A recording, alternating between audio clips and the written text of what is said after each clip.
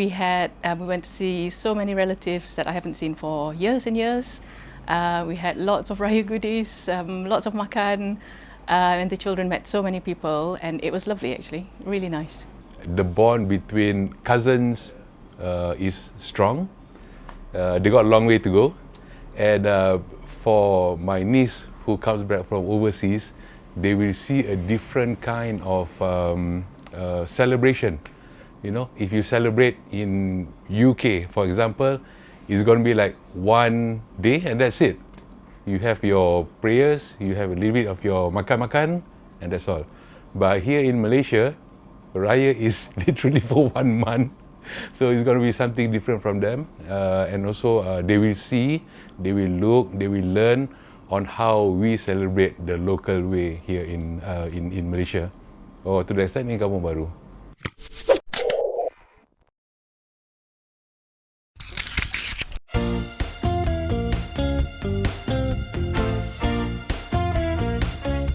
Aidilfitri is the most anticipated time of the year when we look forward to reuniting with family from near and far to celebrate Eid with our loved ones. It brings back a lot of childhood memories, the Takbir Raya, purchasing coordinated clothing for the entire family, lightening of the kerosene lamps, and the fragrant smells of mouth-watering dishes being cooked up, wafting from the kitchen in the wee hours of the morning. However, for Farah Fahmy, who has lived abroad for the past 25 years, she laments the disappearance of the familiar. Although Farah, an anak jati from Jalan Hamzah in Kampung Baru, often comes back home to visit, the rapid development has caused her some amount of grief, as she no longer recognizes her childhood playground. Farah, who now resides in England, shares her reflections on Kampung Baru with the Vibes Culture and Lifestyle. I find KL has changed a lot, I mean really, really a lot. And I feel a little bit sad about how Kampung Baru has become. It's almost as if the government doesn't quite care about Kampung Baru, other than the fact that it's in the middle of the city and the value in terms of the land value is high. But I just feel like there's a lot more that can be done for Kampung Baru, and I think having all this, I mean, it's great having KLCC and all that, but sometimes I feel like it's not the real KL. The real KL is, people who live here, people who live in these sorts of neighborhoods.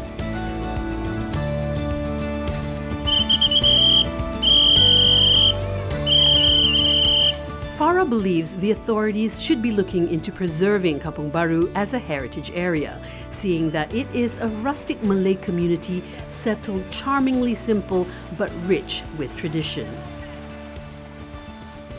I feel that the government, and in particular I guess DBKL, could do a lot more to promote Kampung Baru as a heritage area.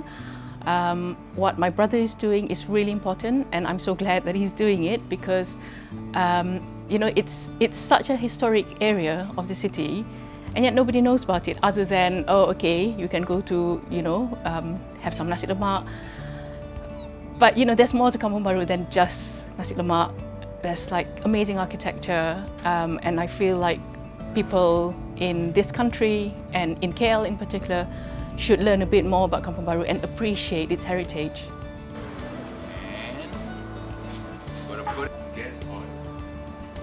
The mother of two also expressed a hope that some of the remaining Kampung Baru traditions will not become lost in time.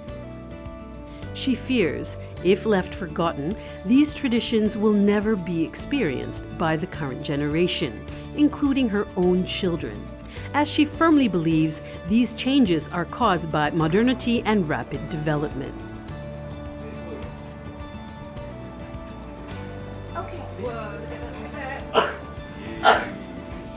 I think, for me, it would be nice to see Kampung Baru as it was in some ways, not everything, obviously things change, but to see Kampung Baru become a bit more what it was when I was growing up. We had Mahaban groups who would come to every house. We would have I mean, we had children, like groups of children who would just knock on our doors and come and, come and celebrate Hari Raya.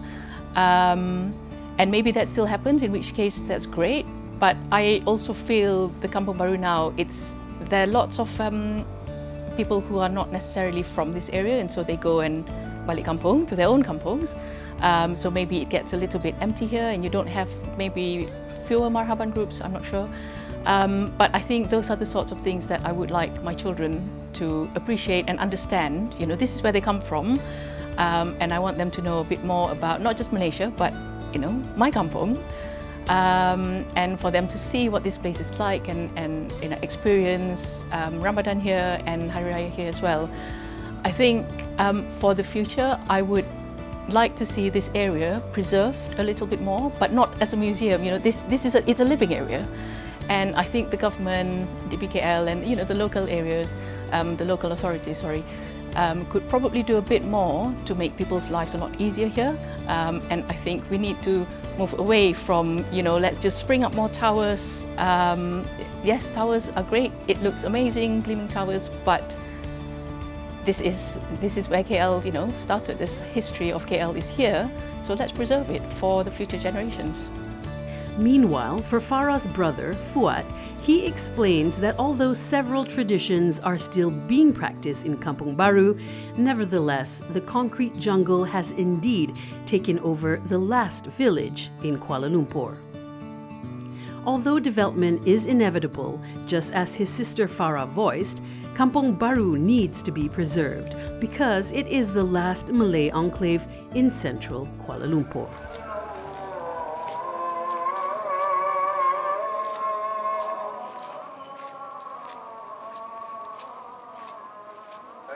Ramadan is more or less the same.